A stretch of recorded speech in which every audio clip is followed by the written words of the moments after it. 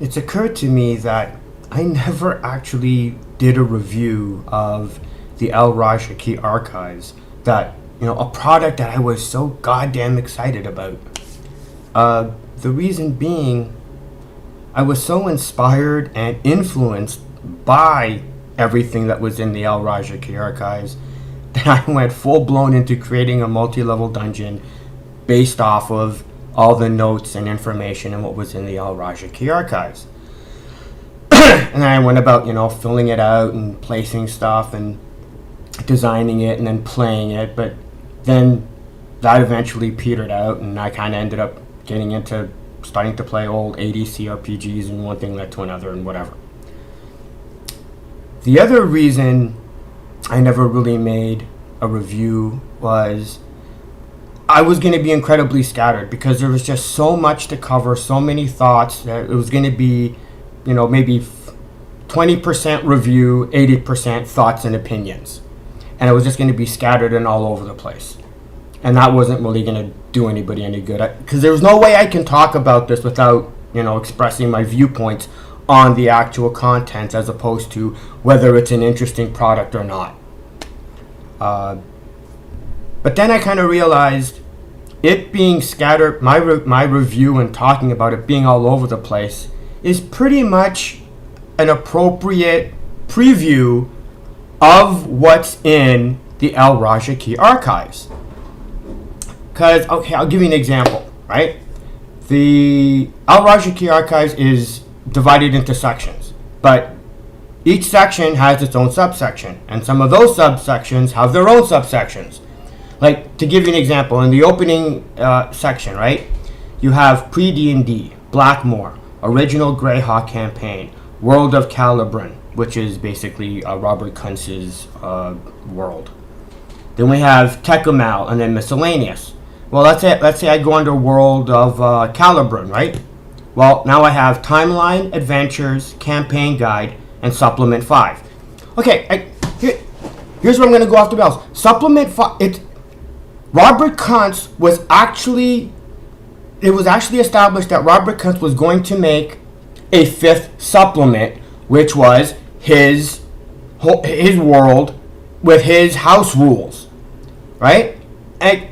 And I read it, and to be quite honest, it was just as ignorable as the house rules in Blackmoor and the house rules in, what was the other one? In the one with all the psionics and stuff. I can't even remember. Like, I actually saw the fact that I'm going, oh my god, I have, like, if you get the Al Rajaki archives, you get an unpublished 5th supplement from od&d.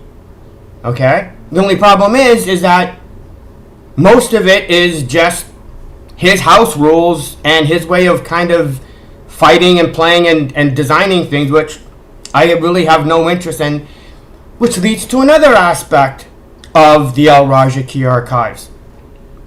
There's a big chunk of this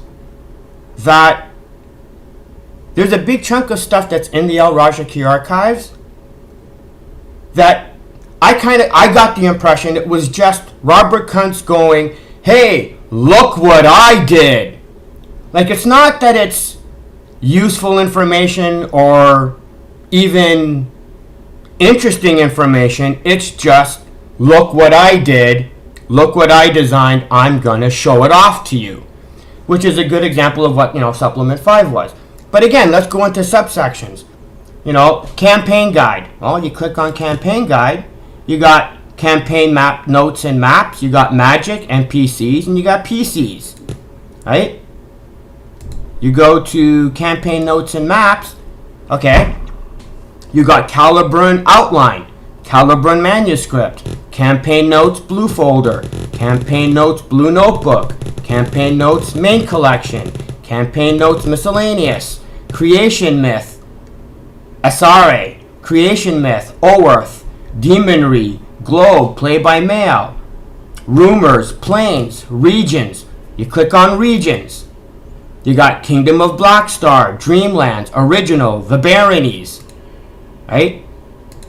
You click on Original. You have Continental, Continental labeled, Continental player's copy, Continental player's color, Subcontinental, regional, local, Village of Borlink original, local, Village of Borlink copy. Now, not every subsection has, 3 different subsections. It's just that it's very all over the place. Like, I literally needed a chart just to be able to make sure I actually covered every section of this, of the Al Raja Key Archives. And that was literally an endeavor all on its own. And yes, I actually went through every page. And here's my overall thoughts. And the Al Raja Key Archives is Robert Kuntz going, this is what I did for the campaign. This is what I did to establish the Castle Greyhawk campaign. All the good, all the bad, all the useless, all the things he tried, all the things he thought up. Well, not obviously, not all of them, whatever it was he decided to, submit. But all the ideas that he thought, that didn't go anywhere, that really weren't that interesting. Because there's a bunch of stuff in here that isn't really usable, I guess. But the Al Raja Key Archives is, what's the term? Greater than the sum of its parts. Because after having gone through everything, what the Al Raja Key Archives is it's Robert Kuntz's campaign. It's not a how-to book on what you're supposed to or not supposed to do to try and have your own multi-level dungeon campaign. It's what Robert Kuntz did and his ideas for his campaign.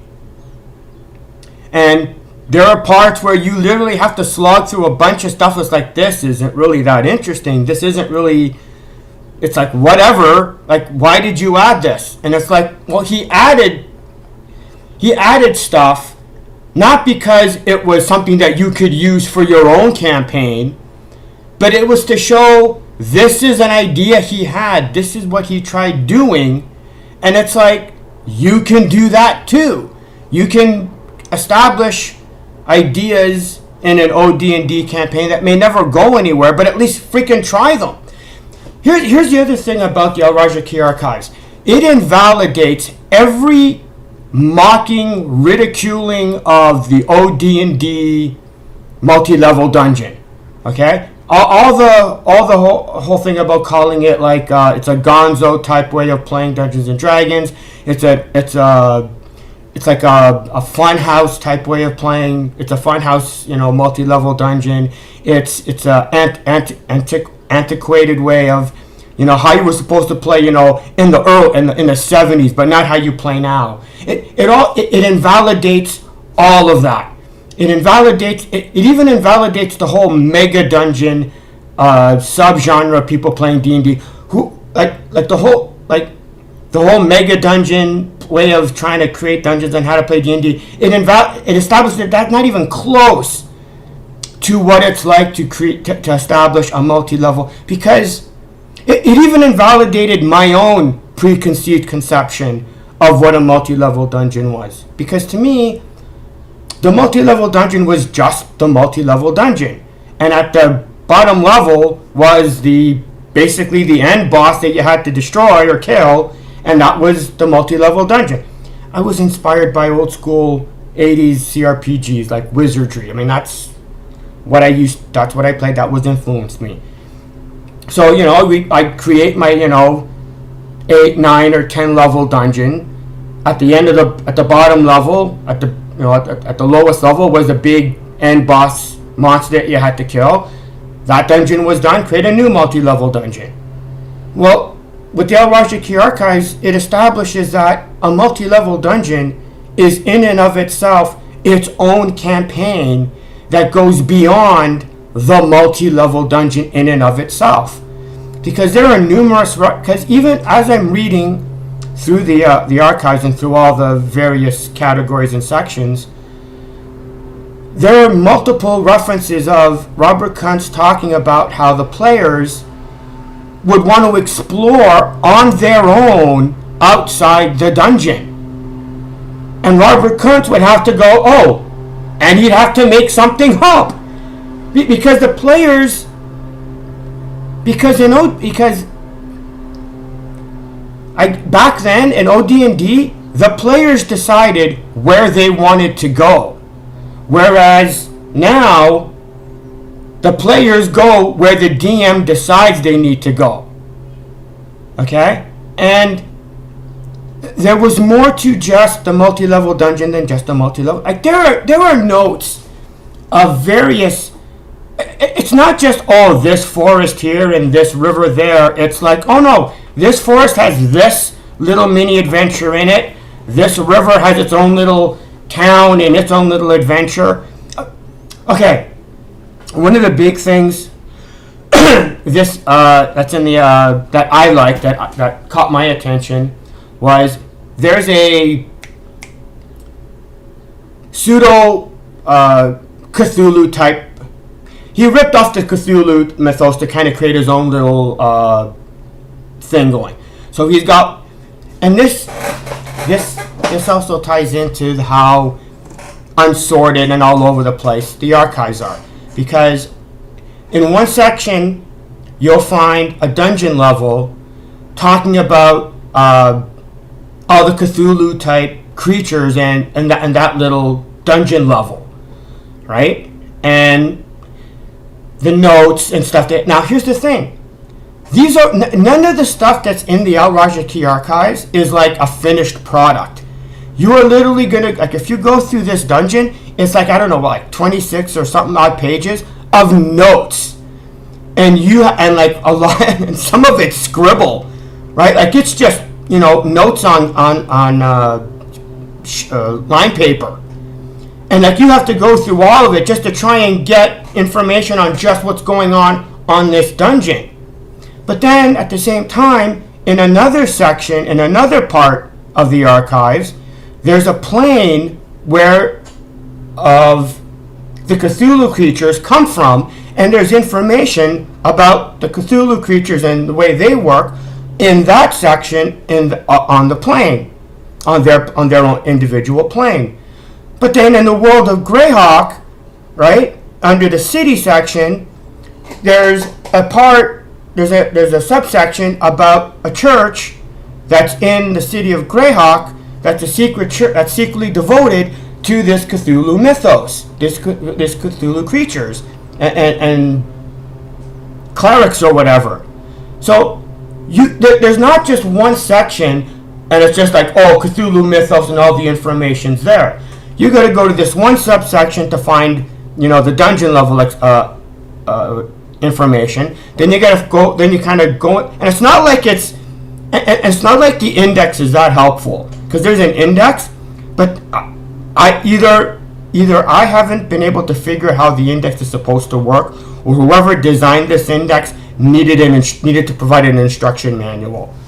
But the idea is that you have to go to one section to get one part of the information, another section to get more information, and then another section to get even more information. Now that's not for everything. I mean, that's just like that's one of the few rare situations, but that's what the Al Rajaki, you literally have to slog through stuff that you might not even be interested in to be able to find the stuff that's really goddamn interesting. But the idea is that it establishes, but the Cthulhu mythos, like the Cthulhu adventure idea, isn't just a dungeon level and then that's it, and that's all you got to worry about. It's, oh no, you have to worry about the fact that you can actually go and visit the plane in and of itself. That has nothing to do with the dungeon. The only thing the multi-level dungeon has to do with it is that's the access to the plane. But you can also go to the dungeon level and go to the plane, or you can go into the church or the temple in the city of Greyhawk and discover that and each thing connects to each other. Like, the El Rajaki Archives establishes that the multi-level dungeon isn't just the multi-level dungeon, it's everything around it. And it's Robert Kuntz's version of what he did. Now, there are things in it that you can, use and take out and, use for yourself and try and take it. Like as an example, he created these three artifacts. And I think he references them how when they are in the original D&D. But there are these three artifacts.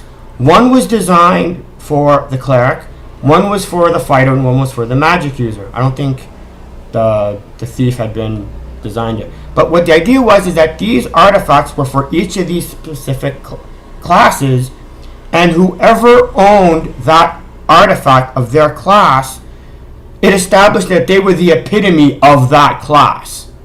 Right? So if you were the mage that had the artifact designed specifically for the mage, that kind of identified you as the epitome of mages. The thing is, as wild and as ridiculous as that idea is, you can literally design a campaign just on that idea alone. Okay? And there are numerous pockets of those type of things throughout the archives. Like, he'll literally just throw out like an idea about this particular a particular NPC that just has all these mishmash of powers and has kind of like a little bit of a backstory, and I'm looking at that and I'm going, you could literally create a campaign idea or a story idea just based off of that one particular creature he created and his followers. Like,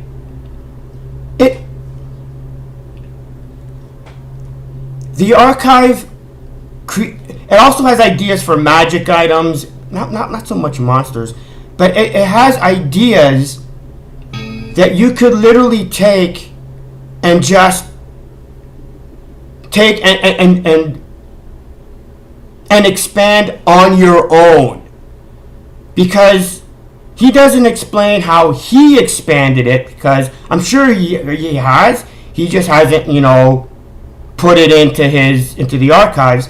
But it's just ideas where you'll see them and it's like, oh, I gotta write that down, and you can, because like I'm literally, as I'm reading through the archives, I'm literally taking notes, not for a review, but it's like, Jesus Christ, I never thought of this. You can do this. Because here's the other thing in regards to, I'm sorry I'm all over the place, but I told you this was going to happen. The other thing I was getting while I was going through the archives is I was getting pissed at the fact that this could have easily have been released in some form or the other 20, 30 years ago. Okay? Because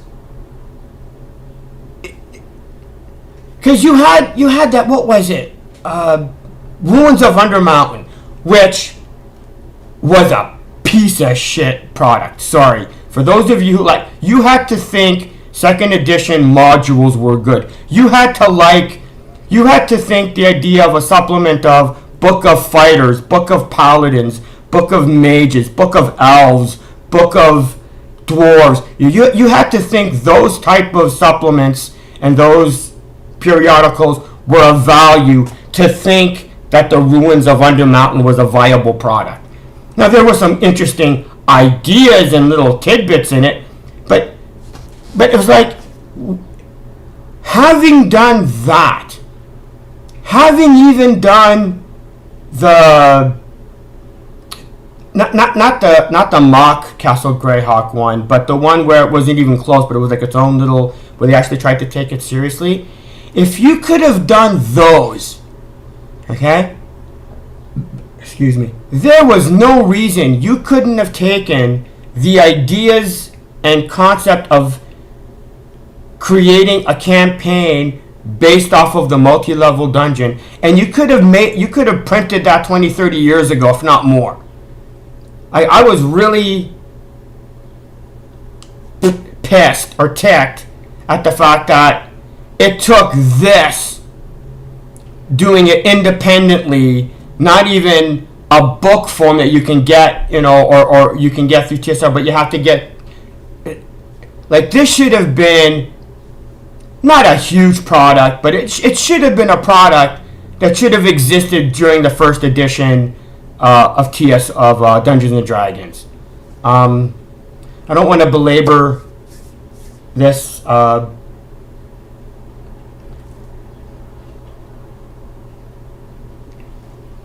In a nutshell, the Al Raja Key Archives is what Robert Kuntz's campaign idea for Castle Greyhawk was. The useless, the good, the bad, the interesting, the note. It's all the notes. Okay, none of it's a finished product. Okay, it's all notes and information and ideas and whatnot. And as much as I loved the fact that it had the levels of Castle Greyhawk, what I loved further or more about the product was it established that the multi-level dungeon campaign was and is a campaign in and of itself. Now, obviously not everybody who will see it will get what I got out of it, because I don't think there's going to be that many people who are going to be as crazy and as anal retentive as I am to go through the entire archive to be able to even get that final impression. Because if you just go through pockets, you're just going to go, oh, that's an interesting idea, that's a dumb idea, that's a waste of time, that's interesting, that's blah, that's why did he add that? But taken as a whole, you see that it's literally Robert Kuntz going, here, take a look at what my campaign was. You just got to go through a whole lot of stuff to be able to get the general gist of what's going on. I don't know if that's a product you'd be interested in. I know it wasn't what... here's the other aspect of the Al Raja Key Archives. I don't think this is a product where I can go, here's what it was like, you should try it. It's got to be a product you have to want to be interested in checking out on your own. Like, if you don't already want to check this out and go through it, I don't think I could convince you, because if you're not already interested in wanting to see what's inside of it, once you start going through it and you see just this reams of just subsection after subsection and just all this, it's overwhelming when you first go through it. But if you just go through it methodically and you have to already want the product to want to get the product, as far as I'm concerned. Because what I'm going to get out of it isn't what anybody else is going to get out of it, or anybody else's, or what you might. But anyway, I'm rambling because I'm trying to avoid... Anyway, that's my review of the Al Raja Key Archives. Don't know how useful it was, but anyway, that's it for me. I'm out of here. See ya. I'm going back to play Wizardry 6. I don't know what you're doing, but I know what I'm doing.